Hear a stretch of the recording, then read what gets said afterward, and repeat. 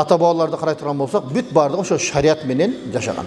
Мисалы, бізде кичинекейде билебиз, жашы 50-ден ашқандан кейін бардық аталары сақал қойған да. Турабы? Пайғамбарыбыздың сүннети деп тур ошого аткарган да. Ошону аткарган. Азыр мисалы, менен улуулар бар, сақал қойған емес, мени ақсақал дейт да. Bir жерге барсақ, мени төргөт көрөт, ал биякта калып кетет. Анан дагы улууну урматтабайсыңар деп туруп, наразы болот да. Өзү сакал койгон эмес да. 70-ке чыккан, бирок 40 жаштагыдай болуп турат да көрүнүшү. Менин дагы ошол бир тааныштарым бирөөсү, эми дейт, жап-жаш эле балдар сакал коюп алган, ошол туурабы дейт го мага.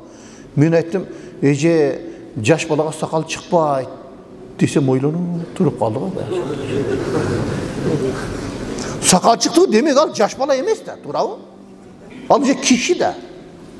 Көрбөйсүздөр. Ошондуктан бул жерде эмне? Ар бир нерсенин өзүнүн жол жобосу бар да баягы жерде. Эркекпи, эгер коюп турган болсо, ошону коюш керек. Койгондон кийин ичине өзүнүн эрежеси менен коюш керек.